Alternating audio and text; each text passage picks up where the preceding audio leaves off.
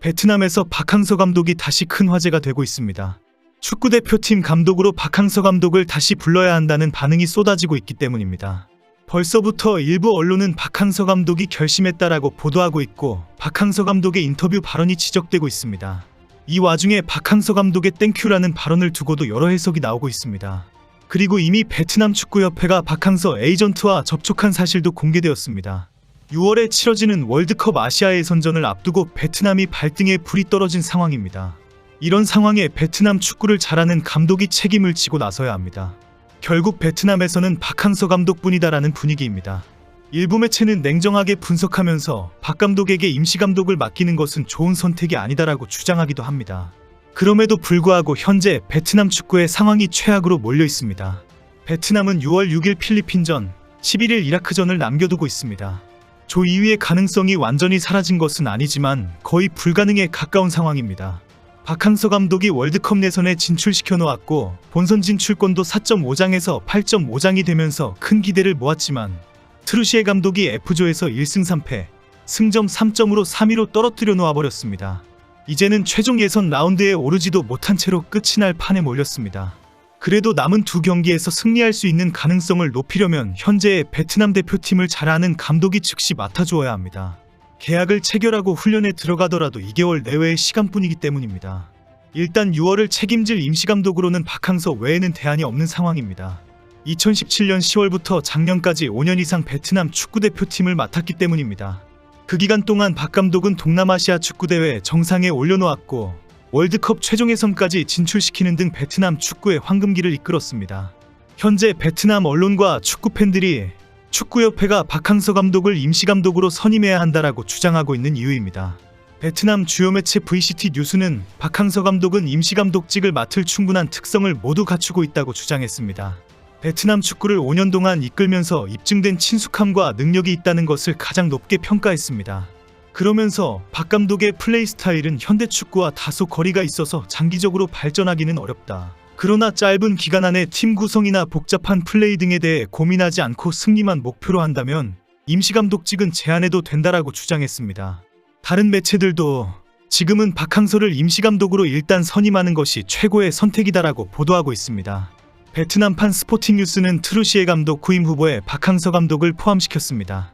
가장 적합한 후보로 지목하면서 박항서만큼 베트남 축구를 잘 이해하는 사람은 없고 현재 어떤 지도자 활동도 하지 않고 있다며 베트남이 다시 성공하고 싶다면 박항서 감독에게 연락해야 한다고 주장했습니다.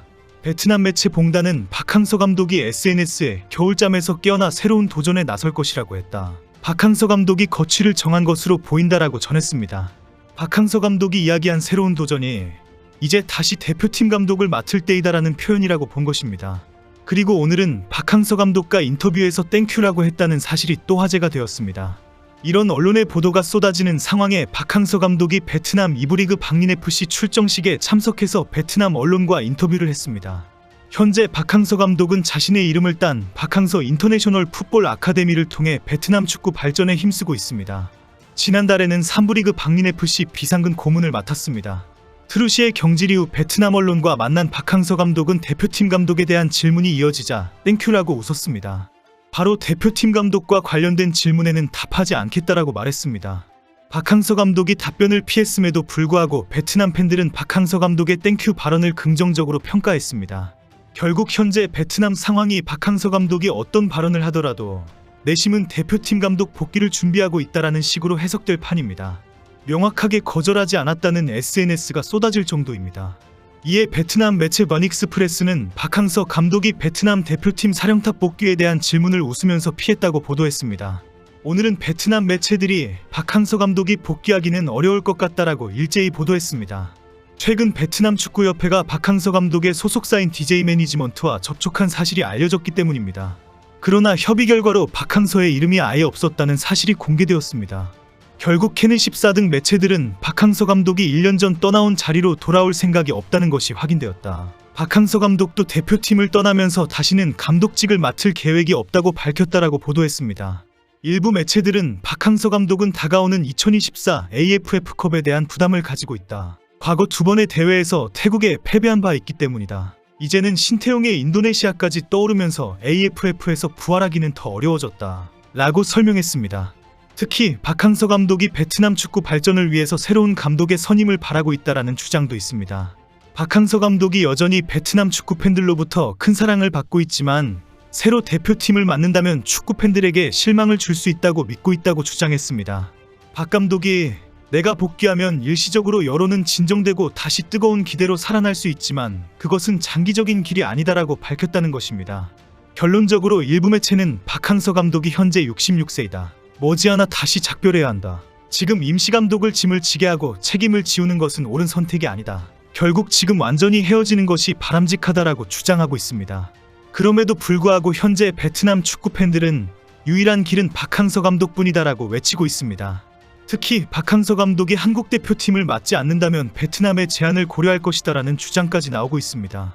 박항서 감독이 한국 대표팀의 임시감독직을 자처했기 때문에 이번에는 베트남 임시감독도 받아들일 것이다라고 보고 있습니다.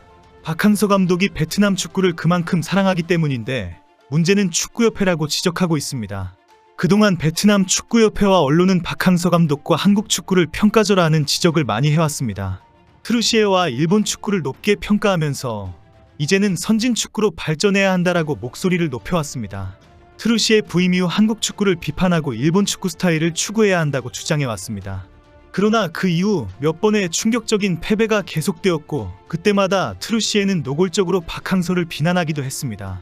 박항서 체제의 승리는 가짜이다. 이제는 진짜 축구 실력을 가져야 한다라는 식의 지적까지 했습니다. 베트남 축구협회와 언론도 트루시에 감독이 진통을 겪고 있다. 한 단계 더 발전하는 과정이다라고 설명했습니다. 그러다가 결국 베트남 축구 붕괴라는 최악의 상황까지 오고 말았습니다. 이런 와중에 오늘은 전 태국 대표팀 감독이었던 알렉산드레 펠킨 감독이 베트남 감독직을 희망하고 있다는 소식이 올라왔습니다.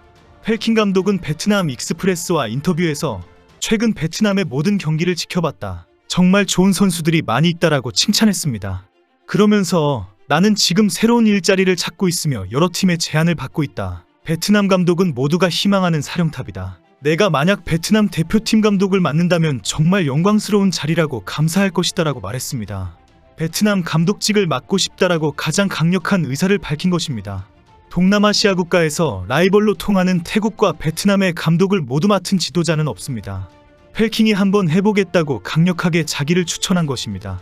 또 베트남에 와서 이것이 선진 축구이다라고 자랑하면서 피파 랭킹을 제대로 바닥까지 떨어지게 하지 않을까 싶습니다. 베트남 축구협회가 언제부터 선진 축구, 미래 축구, 장기발전 축구 타령에 빠지게 되었을까요?